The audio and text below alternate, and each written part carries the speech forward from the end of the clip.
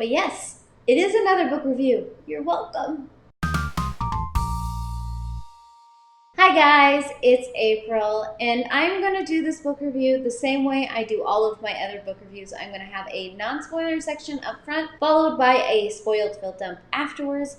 I, of course, will let you guys know when that transition happens in case you don't want to spoil yourself. But otherwise, feel free to stay and listen to this whole review. Now, I did receive an art copy of The Wild Child by LaVerne Thompson for a free and honest review from NetGalley, but that in no way swayed my opinion on this read. Wild Child is the start of Keisha's story. Keisha is a young woman who all her life has experienced visions. She turns these visions into artworks, but at this point in time, she doesn't have a lot of contact with her family. She is seen as a little bit of the black sheep. Her father is a pastor and her mother is just trying to keep peace when one day Keisha receives a vision of her parents' death. She tries her best to warn her parents, but after an earthquake, she loses contact with them and heads out to try and find them. This is a urban supernatural thriller. It is packed with vampires and shifters and mages and magic. There is a whole ecosystem that lives within this story that is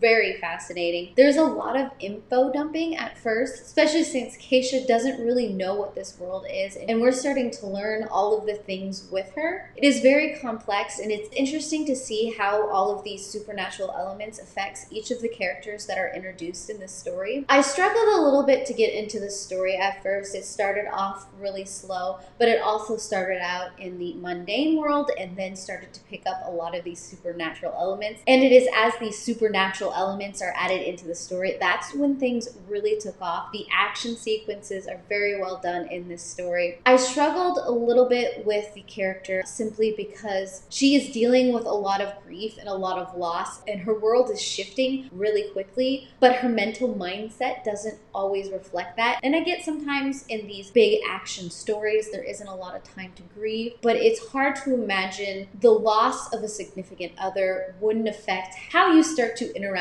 with new people entering into your life, and that isn't really picked up in this story. However, with Keisha's opposite, Leonidas, I really like that character. I feel like he was better written. He had a little more weight to him, and when we switched to his perspective in the story, those are the pieces I liked the most. I feel like the author knew that character better than Keisha, and that reflected a little bit in what was going on internally with each of the characters and how each of the characters were written, and even in the sentence structure and how they interacted with other characters. There were points where the writing still felt like it needed to go through some editing, especially with Keisha's parts of the book. But when you get to Leonidas, that really had a lot of meat to it, and that really had more structure, and I felt like it had more of a story there. I will let it be noted that this book does end on a major cliffhanger. This is the start of something big. This is the start of the Crossroads series. I am interested in seeing where this book goes because of that cliffhanger. I do still have some issues with the world that was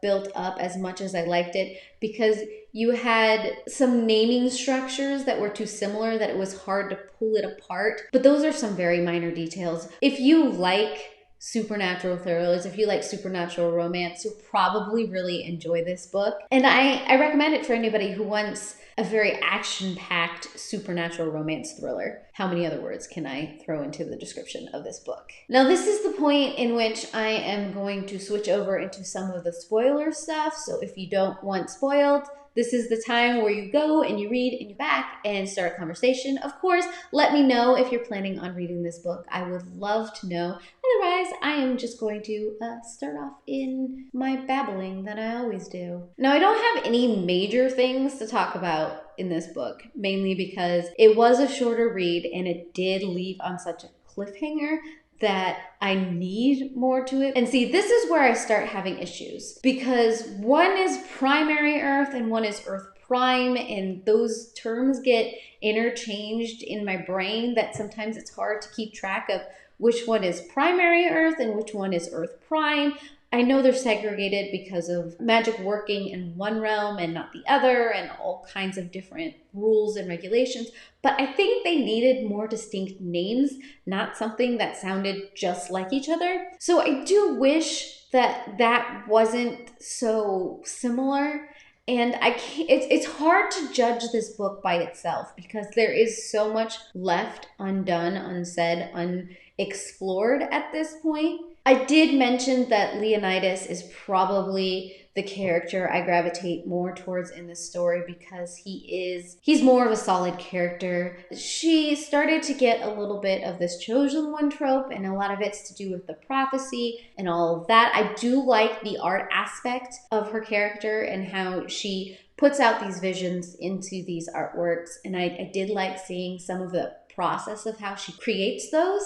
I would like to see a little bit more of that, and I think those scenes really start building the character. But her boyfriend is murdered. She ends up having to do some pretty nasty things to his body, experiencing a lot of that.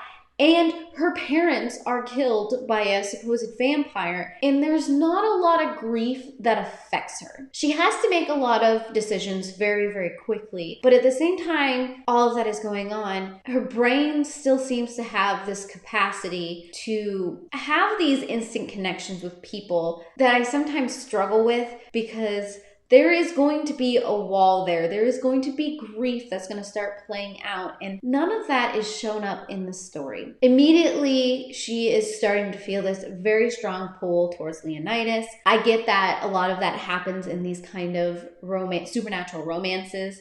I just wish that some of that was backed up with the grief of her parents and all of that. And then she starts to learn that maybe her parents aren't even her true parents. And she comes to accept this relatively easily. I mean, she pushes back a little bit, but these are the people that she grew up with. And yes, she did feel pushed out by her father. She still loved him. He was still dad in her brain. So there's still a very intimate connection there. And I feel like all of that got let go without much thought. And then she's learning about her parentage and her chosen one status. And I get why that trope is a thing. I'm not necessarily excited that that exists in the story because there is so much of a magic system here and there's so much of a world built up that I don't feel like that prophecy and that chosen one status necessarily needed to be used here. But I also don't have the rest of the story. So we'll see as this progresses how all of that plays out and if that hits me quite as hard as it continues on.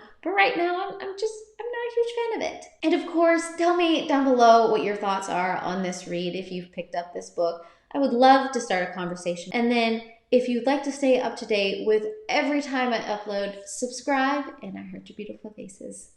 Bye.